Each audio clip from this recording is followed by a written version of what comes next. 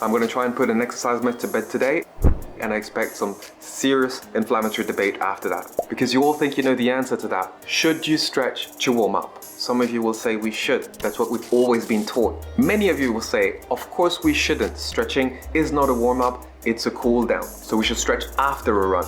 And some of you will say research has shown that stretching is not useful anyway. We shouldn't stretch at all. I'm here to tell you, all of you are right, but all of you are wrong, huh?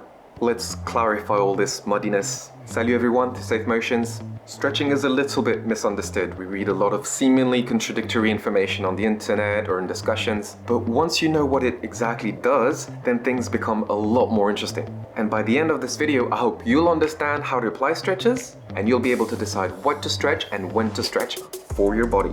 For the sake of simplification in this video, what we call stretches or stretching is static stretches, because there's different types of stretches. For example, you've got dynamic stretches, which is moving through the range of motion of your joints. Ballistic stretches, which is thrusting, maybe past your joint's range of motion. There's contract-release stretches, which is inhibiting tendons and muscles at the end of the range of motion. And there's static stretches, which are holding the joint at the end of their range of motion. All of these are different methods to increase how much your joint can move. I'm gonna start the debate by stating right off the bat, generic static stretches are very rarely a good warm-up. For 3 reasons. Number 1, you do not need a great deal of range of motion in your joints to run safely or to perform well. This would be different for rock climbing or martial arts, for example, but for running, no need. Number 2, there is no movement in static stretches, whereas running is full of movement, so it's not specific and appropriate for the impact or the movements that you're going to do in running. Also, there's research that says if you static stretch a particular muscle, that muscle will lose explosivity. There's plenty of explosivity needed in running. Number 3, if you pull too hard on a soft tissue that's cold and unprepared, you risk damaging it. So if you stretch before a proper warm-up, you might end up injuring yourself or predisposing your body for an injury during the run, which means you're potentially gonna hurt yourself running because you stretched before. So in reality, if you really wanted to do some static stretches before running, you should warm up, stretch, warm up again. So there you have it, right? You shouldn't stretch before running? Well, you know it's not that easy because we're nowhere near to the end of this video. So here's something that's gonna blow your mind. Let me demonstrate this.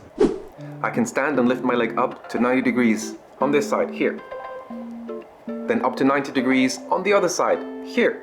So if I can lift the right side up and the left side up with no restriction, how come I can't lift both sides at the same time? And for the life of me, there's no way I can do it. I would tear my groin if I tried. As you can see here, there's no muscle in the groin that joins directly one leg to the other. So in theory, everybody should be able to do the splits. What is preventing us from doing it? It's actually our nervous system and our brain. Our body has this defense mechanism that if you try to overstretch, the brain will freeze up the muscle. So that's the case with doing the splits. Even though the joint, the tendons and the muscles can absolutely physically do it. So as therapists, we use this all the time.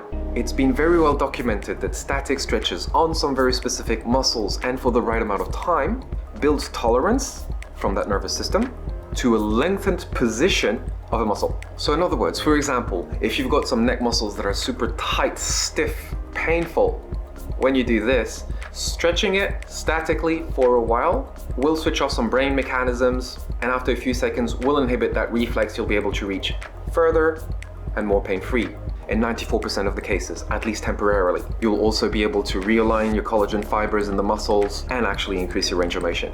So let's go back to the warm-up. If a therapist has told you that you're hurting in some parts of your body because some structures, some muscles are tight, and that you should do static stretches to release them, then as part of your overall warm-up routine, you could add those static stretches. So let's say, for example, you're suffering from Achilles tendonitis or plantar fasciitis because your big toe is inflexible, it's actually a thing, then you might really benefit from stretching that big toe before you run and after. And this is when things get really interesting now. Muscles kind of work in pairs. If you activate one muscle, the opposing muscle has to relax so that you can create movement. For example, if you take an arm, if I contract my biceps on top, the tricep has to relax so that I can do this movement. If I contract both at the same time, nothing's happening. Apply that to your glutes. The opposing muscle or antagonist of the glute medius is the adductor magnus.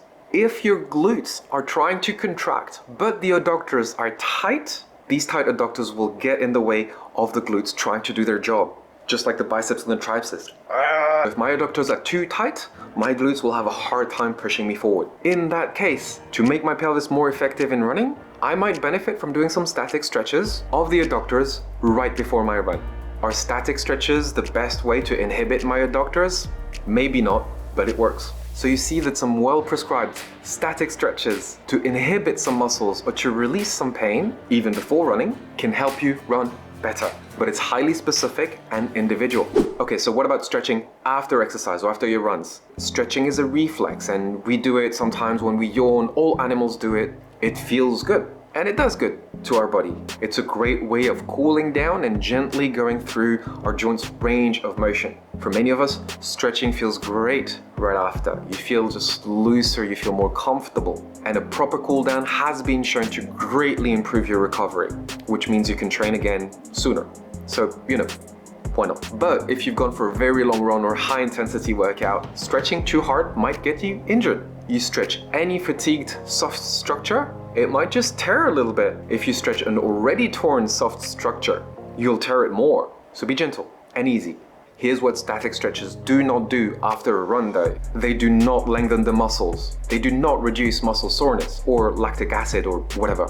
And if you're still here, here's a golden nugget just for you. Regular stretches have proven effective in increasing performance. You don't necessarily have to stretch around your runs. You can also stretch on other days than your runs. It's fine, as long as it's regular. So after a run, do what feels good. And if you really want to increase performance, I have a stretch routine that you can do just walking. You don't need to lie down, so there's no excuse. It's super simple, right here or there. Please let me know in your comments your thoughts about stretches, static stretches. À bientôt!